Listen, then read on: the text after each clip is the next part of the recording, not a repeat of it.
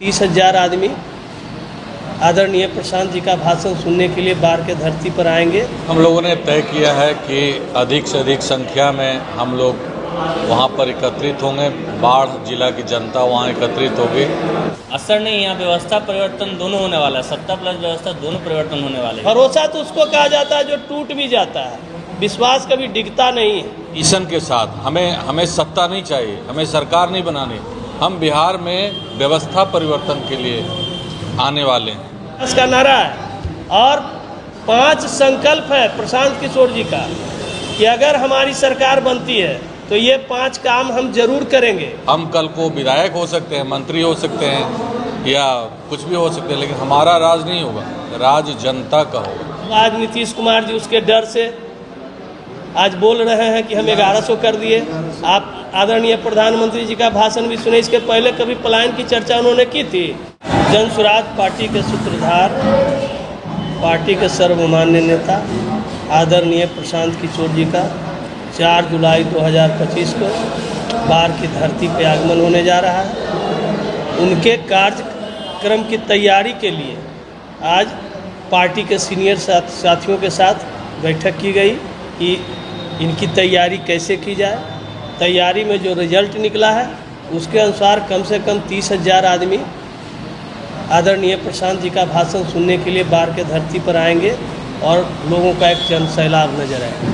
जब आज की जो बैठक हुआ था उसमें सभी ने मिलकर जो बिल्कुल सामूहिक भागीदारी के साथ जिनकी जो क्षमता है अपने क्षमता का 100% उपयोग करते हुए आदरणीय प्रशांत किशोर जी के बदलाव यात्रा की जो रैली बाढ़ में प्रस्तावित है उसको सफल बनाने के लिए सारे लोग शपथ लिए इस कार्यक्रम को हम हर परिस्थिति में सफल करें। सर बहुत अंतर रहता है, तो क्या लगता है जो 30,000 का दावा आप कर रहे हैं कितना सफल रहेगा? अब कथनी करनी में तो भाई आप हमारे पार्टी के कथनी करनी को कहाँ देख रहे हैं कि जिसमें आपको कोई भिन्नता नज़र आ रही है। हम लोगों ने बिहार में हमारा पहला जो लोगो है वो देख लीजिए, पढ़ लिए, सही लोग सही सोच सामूहिक प्रयास। जब सामूहिक प्रयास में फिर ये बात सोचना कि कथनी और करनी में अंतर हो जाएगा, तो कथनी कहाँ, यहाँ तो प्रयास की बात है। आपको क्या बोले कि जितने भी साथी से शपथ लिए हैं किसी पार्टी के सफल बनाने के लिए कोई कार्यक्रम में, आप लोग शपथ का कार्यक्रम देखे हैं? अगर कोई वीडियो बनाए हैं तो इनको दिखाइए कि कैसे शपथ लेकर इस कार्यक्रम को सफल बनाने का निर्णय लिया गया है। पूर्ण भरोसा है कि पूर्ण भरोसा ही नहीं, विश्वास है। भरोसा तो उसको कहा जाता है जो टूट भी जाता है, विश्वास कभी डिगता नहीं है। विश्वास के लिए काम करना पड़ता है, परिश्रम करना पड़ता है और जनस्वराज के सारे वरिष्ठ साथियों ने एक स्वर में इसका निर्णय लिया।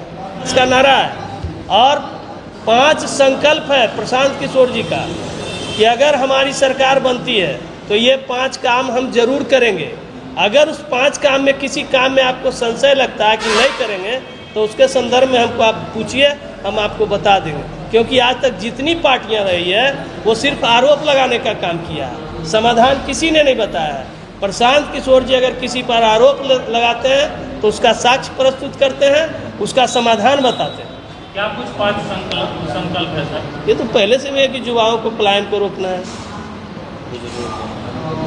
बुजुर्गों का वेतन जो हम लोग 400 से 2,000 करने की बात हुई थी वो आज नीतीश कुमार जी उसके डर से आज बोल रहे हैं कि हम 1100 कर दिए। आप आदरणीय प्रधानमंत्री जी का भाषण भी सुने, इसके पहले कभी पलायन की चर्चा उन्होंने की थी। लेकिन ये जनस्वराज का देन है कि भारत के प्रधानमंत्री और बिहार के मुख्यमंत्री को जनस्वराज के एजेंडा पर काम करना पड़ रहा है। तो वो हो गया। महिलाओं को हम 4% ब्याज पर ऋण देंगे जिससे रोजगार का सृजन होगा। जो हमारे पलायन करने वाले युवा हैं उन्हीं के द्वारा हम लोग कल कारखाना छोटा मोटा लगाएंगे, कुटीर उद्योग, मंझोले उद्योग, लघु उद्योग, और उसमें उनको काम दिया जाएगा और वो ब्याज 4% वार्षिक के दर पर दिया जाएगा, जो आज तक वो भी सरकार की गारंटी पे बिना किसी चीज़ को मोर्गेज किए हुए। तो ये सब हमारा विजन है प्रशांत किशोर जी का। हम लोग सभी लोग अध्यक्ष जी के अध्यक्षता में हम लोग सब बैठक किए थे। जो 4 जुलाई को प्रशांत जी का हमारा कार्यक्रम है जनसभा, उसी बारे में हम लोग सभी चर्चा किए, बात विमर्श किए और कैसे स्वागत करना है सभी तैयारियों कर ली गया है। उसके लिए शपथ लिया गया, सभी लोग हम लोग शपथ लिए कि सफल बनाना है, यही हमारा कार्यक्रम है।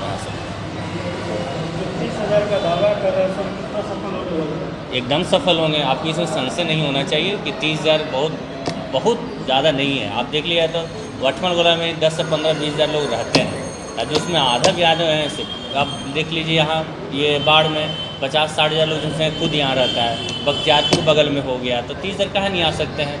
हम तो यहाँ का अभी 3 का दावा किए हैं। और ऐसा यदि फतवा देख लीजिएगा, ये दरियामा खुसरूपुर इधर मुकामा बाढ़ आ गया तो आपको तो कितना हो जाएंगे। तो 30 हज़ार तो बहुत नॉर्मल बोले जाते हैं, सभी तो 50-60 हज़ार होना चाहिए। प्रशांत किशोर के सभा से जो है बाढ़ विधानसभा चुनाव जो होने वाला है, इस पर क्या असर पड़ेगा?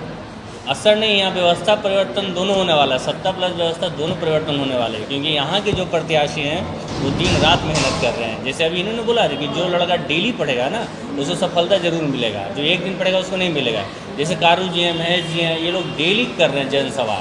हम लोग हैं डेली जनसभा कर रहे हैं, 20 लोग का, 25 लोग का, 100 लोग का। ये आज न कल आपको रिजल्ट देगा नहीं। आज से यदि हम लोग पहले जाते थे कहीं भी तो जन स्वराज को नील बटा सन्नाटा बोलता था। क्या बोलता था कि नहीं ये कुछ पार्टी नहीं काम करेगी। एक सभा 2 सभा गए तो जाना कि अच्छा ये पार्टी है जन स्वराज। आज के टाइम में क्या कन्फ्यूजन क्रिएट हो गया है कि आपको देंगे तो आरजेडी वाला जीत जाएगा, आरजेडी वाला बोलता है आपको देंगे तो बीजेपी वाला जीत जाएगा। जब इस पटल पे आ गया तो समझिए कि वोट में ट्रांसफ़र होगा, टाइम लगेगा 10 दिन 20 दिन 1 महीना 2 महीने, लेकिन पक्का ट्रांसफ़र होने वाला। व्यवस्था परिवर्तन होगा, सत्ता परिवर्तन, ये हमारा संकल्प है, होगा, रहेगा।